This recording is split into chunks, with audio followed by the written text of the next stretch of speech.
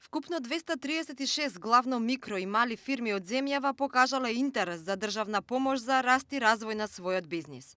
Вице-премиерот за економски прашања Кочо Ангјушев и директорот на Фондот за иновации Јован Деспотовски денеска ги презентираа првичните податоци од првиот повик и истакнаа дека бројот на апликации ги надминал и нивните најоптимистички очекувања.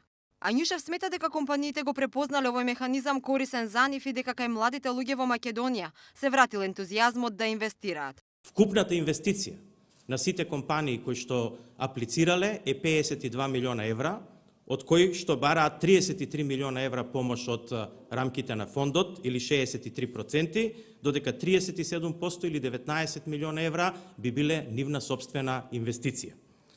Важно е што од овие 336 компании кои што аплицирале, најголем дел се микро и мали компании, односно 83 компании или 35% се микрокомпании, значи многу мали компании кои што имаат идеи за својот развој, и 115 компании или 49% се мали компании. Тој потенцираше дека се срекни што од 236 апликации, 208, односно 88% се во делот на иновативноста, што покажува дека Македонија има млади иновативни луѓе кои имаат идеи.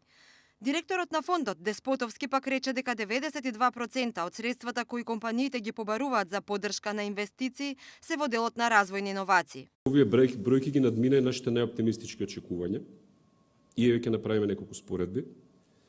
Значи, износот на средства што компаниите го побаруваат за инвестиции во првиот повик од планот за економски раст е 11 пати повисок од средствата што ги планиравме за првиот повик.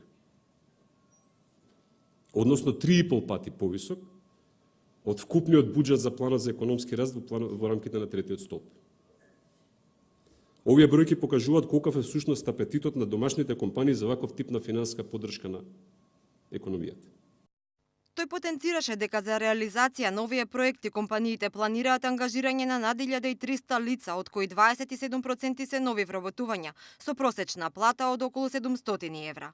Според индустриите пак најмногу инвестициски проекти има од IT областа околу 30%, по региони пак над половината од апликациите, околу 60% се од компании од Скопје. Со компаниите што ќе бидат прифатени ќе бидат подпишани договори на средината на јули, откако ќе помине фазата на евалуација и предселекција што ќе ја прават над 200 стручни лица за 20 области, а втор филтер при изборот ќе биде комисија од странски експерти. Нов повик за поддршка пак ќе биде објавен наас.